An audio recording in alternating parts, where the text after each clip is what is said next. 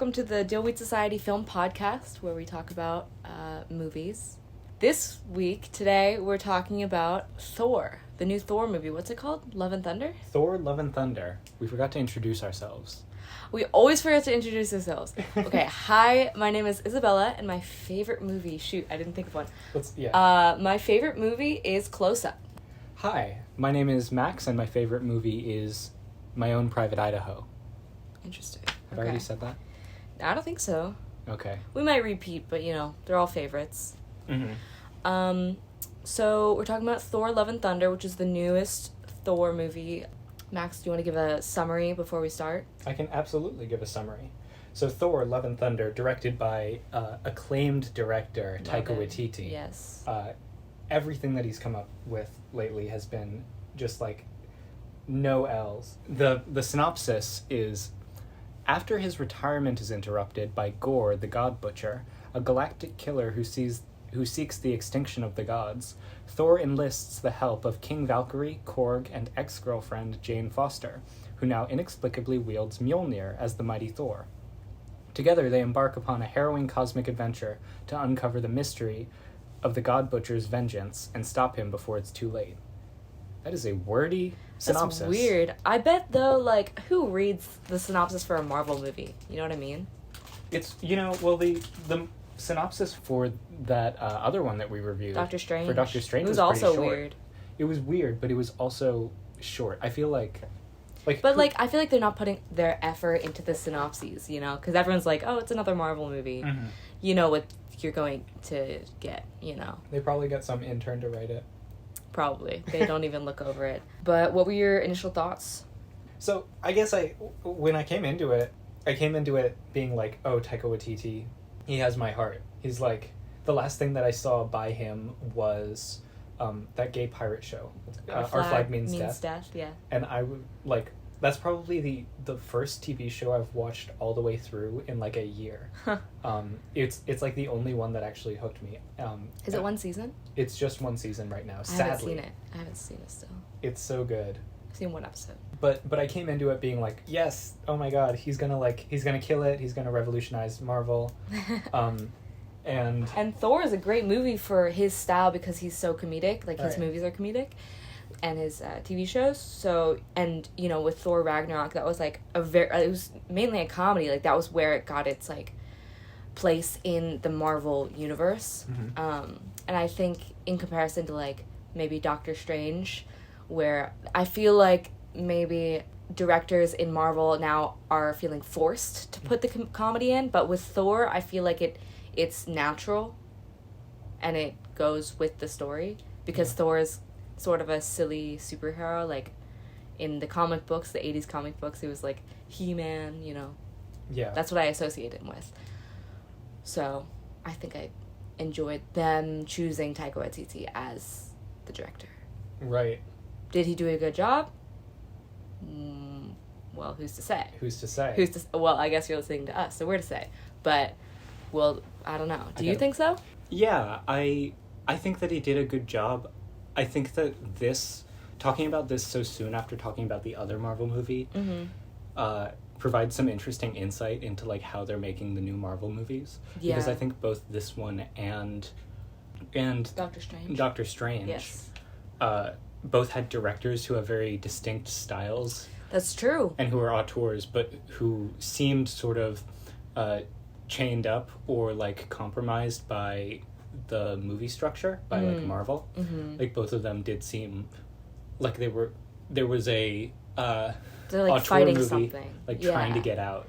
With, not to bring back Doctor Strange, but I think it's interesting to talk about them in conversation with one another because you could feel Sam Raimi wanting to go a certain way, and I feel like I could feel Taika Waititi wanting to take this into more humorous or I don't know, it seems like he was almost there, and it's a lot of it fell flat for me, but yeah, I mean, I was looking at the writer credits on this movie, and it's 7 different people. It's too many.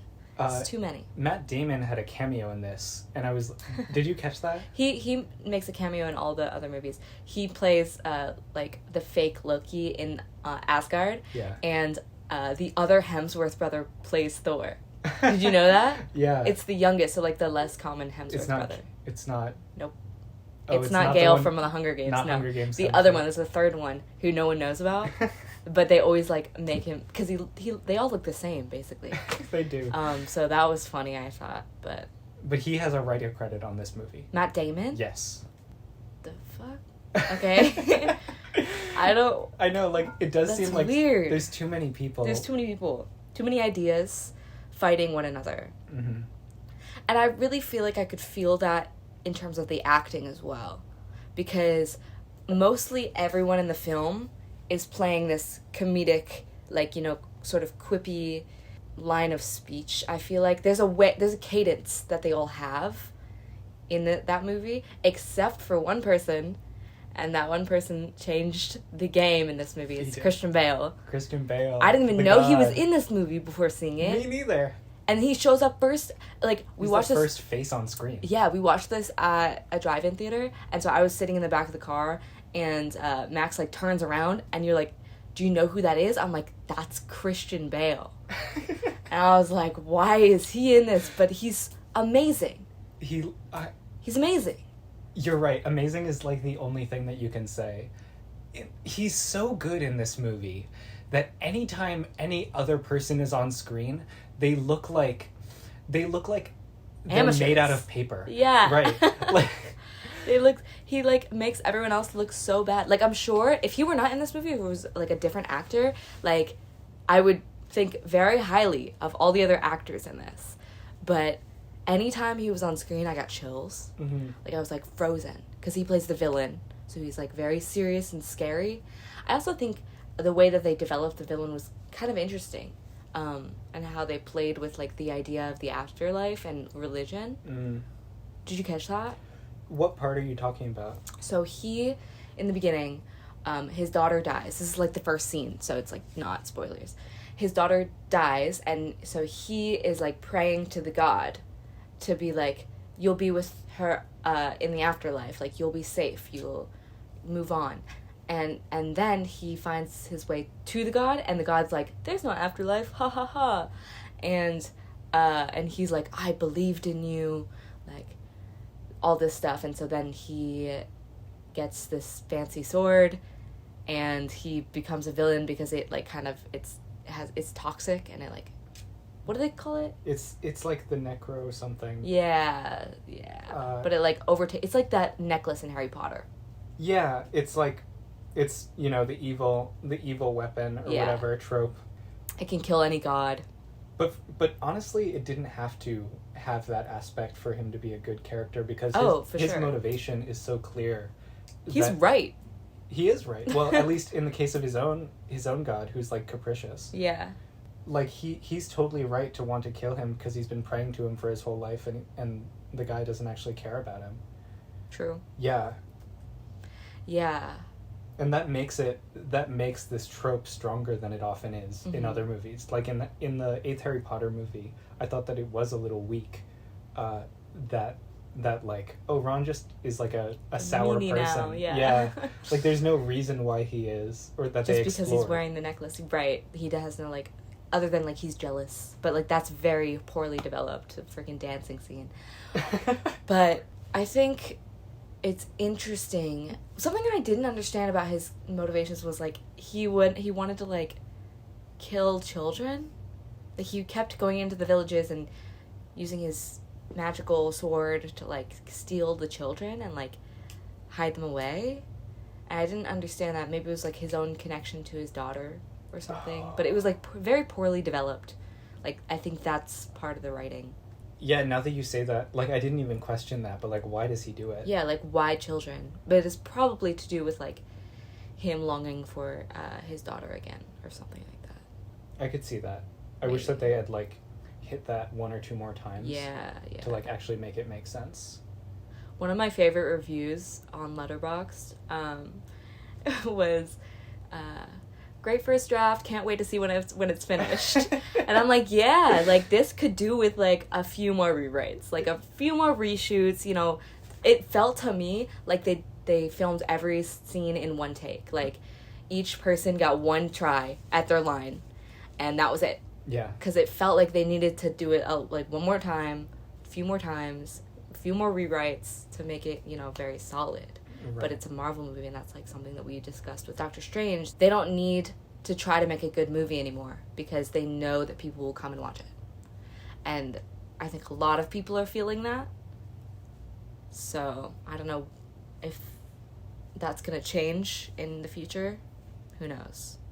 Yeah, and it's a shame because I'm sure that there are lots of young writers who would love to like write a really good story based in the Marvel universe. Exactly. But you look at the writer credits on this and all of them are already big name writers. Exactly. Yeah. Yeah. And I'm sure they care about, you know, they care about making a fun movie, but they also, like, Marvel's turning out tons of movies now, and I'm sure that they have a deadline that they have to hit so that they can put out 3 movies a year or something. There's always movies in theaters. And, like, even the fact that we've only done, 5 podcast episodes, and 2 of them so far have been Marvel. It's like, it's all you see in the theaters, you know? Right. But we promise we won't do all Marvel. We're not even big Marvel fans. I'm speaking for myself. I was thinking about that this morning, right? Yeah. Like, we're not like a Marvel, like, people. I rarely see it unless it's Spider-Man, but... I think on the triangle of, like, Marvel movies, Film Bro Arts House movies, and, like, Academy movies, we're, like, strictly between Academy and Art House. We're, like, you know... Perhaps. There might be a few more points on that triangle. It's, like, more like a polygon or something. Yeah. Yeah. But, you know, like, something that did intrigue me was the director. So maybe they're appealing to more people because Taika Waititi is, like, more widespread director. Mm-hmm. And same with, like, Sam Raimi. I don't know. It feels gimmicky, and, like, it feels a little... Like, to me, Marvel, like, the company, Marvel company, they're just wanting to make money. And so they can churn out these movies. And they can kind of put the pieces in the right formula to make an enjoyable watch. Like, I didn't hate the movie. Right. I still had a good time, but, like, at what cost, you know? Do you think that, like, slotting in can also be applied to the tokenization of the director role? That they're basically picking directors not because the directors have a really strong vision for that they can just, like, let do their own thing. Yeah. But really because people will see that it's directed by Sam Raimi or by Taika Waititi and go and watch it. Like, it doesn't feel like Taika had complete control over this movie. It doesn't at all. Yeah. But maybe they put his name there, you know. I mean, he was already involved with Marvel because he voiced a lot of characters. He voiced Korg in the last movie because I think he directed Thor 3 as well. Did he? Thor Ragnarok? Let me check, because I'm almost certain that... Because that one was a lot better. If we're talking about Thor movies, like, they really made a shift. He did. He directed Thor Ragnarok. No way. But he did not write Thor Ragnarok. Okay, interesting. Because Thor Ragnarok, I feel like, changed the game when it comes to, like, comedy in Marvel movies. Some people might say Guardians of the Galaxy. But I think they go along with Thor pretty well because they're both like on other planets. I think, I don't know the lore, but they're both they recognize that their premise is silly. Yes, the premise is silly, and so they can kind of use that to their advantage in the comedic writing. I liked Thor Ragnarok more than I liked this one, and maybe we can like talk about those in comparison in terms of like what themes these two movies hit on. It's I been remember the themes of while since Thor Ragnarok came out, so I don't remember a lot of it, but the themes in this did feel like they had a lot of things that they wanted to explore all at once. Mm-hmm. So yes, one of the big themes in this is relationships. Yeah. And like relationships that you've lost and regained. Yes. So the way that they do that is exploring. It's not Natalie Portman. I think it is her. There's 3 actresses that I never get right. I think it's Natalie Portman. Jane Foster. Jane Foster. Not Jane Fonda. Yeah, Natalie Portman. Natalie Portman. Like, Natalie Portman is Thor's ex-girlfriend. She was in the original Thors. Right. Yeah. And then he also, his, like, Mjolnir, his hammer got broken last time. Yeah. And so there was this parallel where he is trying to figure out, like, what is his relationship to his ex, who he now has to interact with because of plot, and also how does he handle his current weapon being jealous of his previous weapon. Yeah, I really like how they gave his, like, axes, or, like, what do you call those, hammers, like, literally they're characters in the movie. They can't talk, but I think that's a really interesting concept, and I think it plays well with the comedy as well. And then there's also Christian Bale grieving the loss of his daughter, and he's trying to regain, like, her, and, like, I don't know, he's trying to cope with that. So there's a lot of things at play, and also cancer, for some reason. Yeah. Was that a plot point in the other movies? I don't that she remember. had cancer? I do not remember at all. Yeah, it's interesting. Yeah. It feels a little cheap to me, but, you know, I guess they had to put some stakes in it. It does feel like they don't like the reasons why the things are happening in the movie. So I guess what I mean by that is, in terms of the cancer thing, it just sort of, like, pops out of nowhere. Then you also have things like the like thing that they're getting to at the end of the movie, which is this, like, wish portal where people can make a wish. That sort of comes out of nowhere, and the audience is expected to take it for granted that this thing exists. Right. And this happens so many times throughout the movie that on one level it's exciting because you get to imagine a world around this thing, but when it is so critical to the plot, it does feel like the writers are just making up something. Yeah. It's not like in Star Wars, for example, when they're like, in the first Star Wars movie, he was like, you were in the Clone Wars or whatever, and the audience is left to imagine what the Clone Wars were. That can make a world feel bigger. But if the whole plot were based around that thing, it does feel like you're just sort of, you're not using your plot devices in a judicious way, in a, like, economical way where they, like, connect to each other. It's like when they remade the Beauty and the Beast, and they had that magical book that could, like, teleport you or something. Right. I was like, why? Doesn't make any sense. But also they did the same thing with the hammer in this movie, because I was under the assumption that once the hammer was broken, it couldn't come back together. But, like, I don't know, he, like, tied it somehow to Jane Foster, and she could control it. I'm not up to date on the lore, but it felt to me, I was like, it's broken. That was a big part of the last movie. And the fact that in this one you just completely reverse that, it's like, what even is the point of it cheapens the diminishes last movie. The impact of the finale of the last movie. Anyway, yeah. I agree with you. Yeah. Like, if it didn't open back, why didn't it, like, reform for him in the last movie? But it did for her in this movie. Like, I don't know. It just doesn't, the more you think about it, the less it makes sense. And it's not exciting enough or dazzling enough for you to not think about it during the movie. Yes. Yeah. All right, what else should we talk about in the movie? I really enjoyed the soundtrack. I know some people maybe are like, Marvel just uses, like, 80s. Ever since Guardians of the Galaxy, like, every freaking trailer has to have an 80s music song in the backing track. But I feel like Thor is something that I really like, the comic books of Thor are very tied to, like, that time period. So to me, it feels like the right thing to include that, because the movie's called Love and Thunder. It's kind of playing on the greatness of, like, Thor, and, like, the campiness of, like, the comic books, and this, like, He-Man person. So it works for me, and I really enjoyed it a lot. I agree with you. I'm not bothered by, like, Marvel is tropey. Like, they're going to have a pattern. Yes. And at least this pattern has not gotten on my nerves. Yeah. Yeah, you know, good music is good music. Right. And, like, it makes for a great battle scene. It makes for a great ending credits, you know. the font choices were great. I will say that. So good. Yeah. I love me a good font.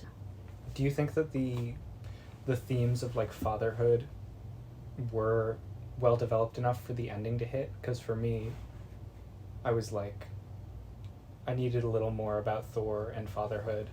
Like, he could have related to his own father about how, like, he wanted to, I don't know. It just seemed like I didn't get why that ending was so impactful. Yeah, I didn't really feel the impact. I was smiling a lot at the end because we're not going to reveal what happens, but it did, I don't know, it was, like, sweet the way that they kind of shifted that. Yeah, but they didn't really talk about Thor's relationship to fatherhood because his whole arc in the movie is his relationship with his ex. Mm-hmm. And I think they could have, if they, a few more rewrites could have made that hit really hard. Right, just pare it down a little bit. I remember after seeing it, and we were talking a lot about Christian Bale and his performance, I was thinking about how Marvel movies, I don't know what their contracts are like, but to me, I can tell, or I feel like I can see when an actor loves their job, like, loves to work. Like Scarlett Johansson, she was kind of a side character in all the Marvel movies, but she was big, but she still did great movies while she was in it, and I feel like sometimes I'm worried about these actors who maybe are just phoning it in at this point. But Christian Bale, always great, elevates any text, so I could see, like, I really felt his love of acting in this movie. Yeah, he didn't like throw a softball on this, like, movie that he might not have thought was going to be good anyway. Yeah, and he really could have. No one would have blamed him if he did a phone-in performance for this, but I don't think he can do that. Yeah, it goes against his. I don't know. I've never met Christian Bale, but he's a great actor. Yeah, and, like, he just totally changes in everything that he's in. Yeah. Yeah, amazing. But, like, I don't see Chris Hemsworth doing, other things. I don't know much about his life, but, Sure, I mean, look at, like, other Marvel actors. Like, Robert Downey Jr., after he did Iron Man, basically never did anything else again. And, Chris Evans did Knives Out. He did. He was good in Knives Out. We watched that last night. It was so good. Oh, it's so good. I love it so much. Yeah, he's great. Chris Evans, like, these actors, they're kind of tied to Marvel, and it can be good if you're starting out, but it's fearful because Marvel just seems to keep going and going and going. The only other Chris Hemsworth movie that I can think of in recent memory was that he was the secretary in the Ghostbusters reboot. He was, He was kind of funny in that. He was. Because he plays a good ditzy man. Good bimbo. Himbo. But yeah, he is typecast at this point. Yeah. I mean, if you play Thor for that long. Oh, what did you think of the narration? Because there's narration in this too. Oh yeah, it was Taika narrating it. Yeah. But he was, like, telling the story. Yeah. That's a very common trope. Yeah, it felt... What was the thing that we the narration last week? In Fire Island. What I said was that it made it feel like an early 2000s movie. Yeah. And I think that that's still true here. Like, it made it feel like the Kissing Booth series, which I've referenced probably more than any other movie on this podcast. That's not a great... Yeah, that's funny. It made it feel like very Kissing Booth, like, we don't know how to actually make this thing make sense plot-wise without someone just explaining it. Yes. It feels weak from a writing standpoint, but I get why they did it for Marvel. That reminds me, do you feel like this movie pandered to kids more than the other Thor movies? I was thinking about that, but also there's like the most child violence in this. He's purposely going after kids is the thing in this. So I'm like, I don't think I would let a child watch that. That's scary.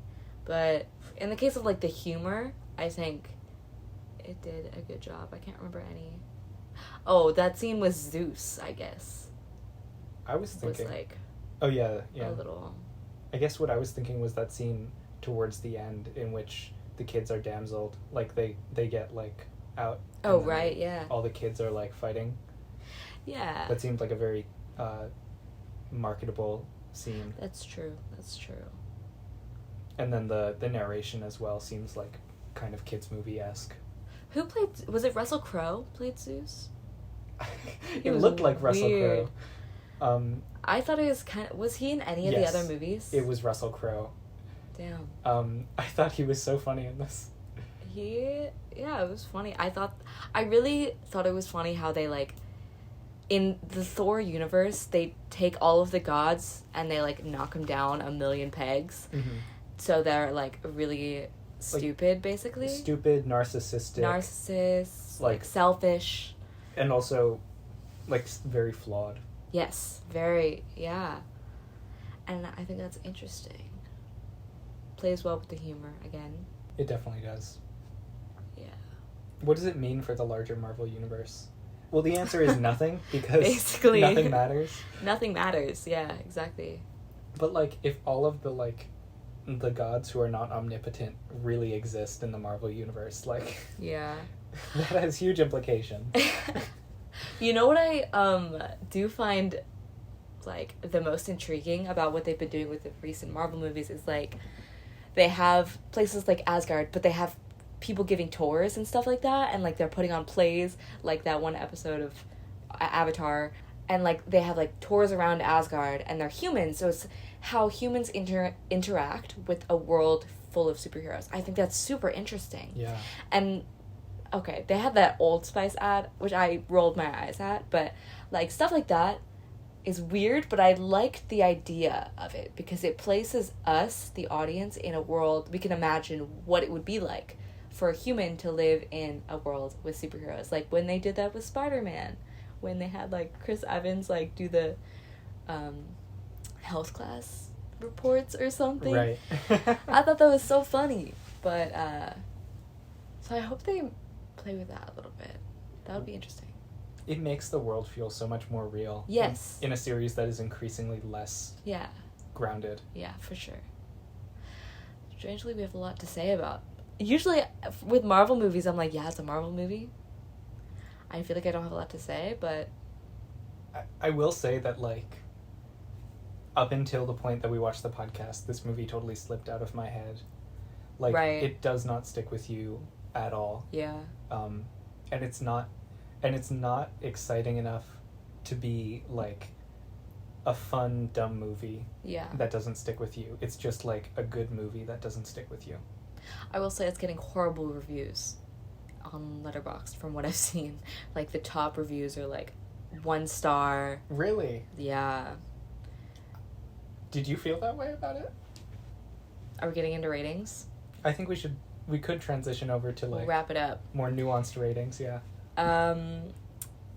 If we haven't mentioned already, we're on a 5-star rating system where you can use half stars, because that's what Letterboxd used. I don't remember what I gave it. I think I gave it either a 3.5 or a 4, because I enjoyed it. I love Christian Bale. But I don't, I wouldn't watch it again. I'd recommend it to maybe a Marvel person, but not anyone else. Well, it's fun. It's a fun watch. You're gonna have a good time. But you might be left with some questions. Yeah. What would you give it? I think I gave it a 3. Yeah. And I don't know, like, somewhere between a 2.5 and a 3 is how I feel. Ah, that's low. I think 2.5 is the point at which I would probably not watch a movie again. Like, I couldn't see myself watching this movie ever again. Right. And anything below that. I don't think I ever will watch this movie again, but if someone, like, had it on, or, like, hadn't seen it before and really wanted to watch it, I wouldn't, like, say I won't watch it. Yeah, I wouldn't be mad about that. Yeah. Yeah. It's a fun watch, but, at the end of the day, it is a Marvel movie, so take from that what you will. The range for Marvel movies for me is, like... limited. Yeah, it's, like, 2.5 to 3.5. Yeah. Because none of them... I think the best Marvel movie I've ever rated was the Spider-Man No Way Home. I think I gave that almost 5 stars. It's such a good... Because I love spoilers, Andrew Garfield. And I just love that. I don't know. I had a really good time, and I love Spider-Man too much, I think. Hey everyone, I just wanted to pop in and remind you all that our website, which is linked in the description, is constantly being updated with new movies and new information. If you want to vote in this year's upcoming Dillies, we have a form that you can fill out there. You can also check out our archive as well as our formal rules and regulations. And please feel free to reach out to us with any suggestions or inquiries. We are responsive through email and also Instagram messaging. I also want to encourage you to share the pod or our website with any of your film friends. We'd love to have anyone and everyone participate and vote in this year's awards. All right, back to this week's episode. Well, that was Thor, Love and Thunder. Now we're going to get into our recommendations, where we recommend a movie or a piece of media to one another. Like we said last week, we might start having to recommend things from like different years, but there's always the Time Traveler Award and impermanent categories. So if you feel some type of way about a category of movie that you think really needs to be represented this year, please let us know, because we really want to pick a great impermanent category. Right. All right, Max, do you have a recommendation for us? You know, I do. So, like I mentioned last week, I have run out of movies this year to recommend, and that has been true of me this week. The only movie that I saw that came out this week was Thor, Love and Thunder. But... And the end of Lightyear. And we saw the last 25 minutes of Lightyear. Yeah, it's not my thing. I don't think I could recommend it based on that. Yeah. I watched something which is basically a movie. Mm-hmm. I watched the second season of the show Fleabag last night. No, 2 nights ago. Fuck yeah. Oh, it's so good. The first episode of the second season is like the best piece of writing that I've observed in TV. It's so long. It's so good. Okay, here's the deal with this. So people have been telling me to watch Fleabag for years. Mm-hmm. And I just never got around to it because I don't know why. But a few days ago, I was like, let me watch it. And it's on Amazon. Yep. Sorry, I'm like overtaking your recommendation, but it's so good. I feel and I started watching it, and it turns out I started watching the second season first, and I watched the entirety of it, and I was like, oh my god, what are they gonna do with the next season, because it ends in such a amazing way. And then I look, and I'm like, I literally just watched the second season first. But it's better than the first, I will say that. It's more cohesive than the first. Yeah. It's a lot like Master of None in that way. Yeah. The second season of Master of None is amazing. Yeah. Amazing if you haven't seen it. But it's I think I remember it's 8 20-minute episodes, so it's like 2 hours. 6. It's 6 20-minute. Wait, I might be wrong on that. 6 or 8. But it's like a movie length. You can watch it. I watched it in one night. As a movie, yeah. It's really fantastic, and it explores like complex emotional dynamics and social dynamics that I don't want to spoil in such a human way. Mm-hmm. It's written so well. It balances witty and realistic and awkward in such a understandable way. Like it just feels like you are watching these two people who are fully people outside of the show just talk with each other and interact with each other. Yeah. It's written by Phoebe Waller-Bridge. Mm-hmm. It has Andrew Scott in it, who love him. You would know as Moriarty in the Sherlock TV show. He's done a lot of like plays and stuff like that too, like Shakespeare.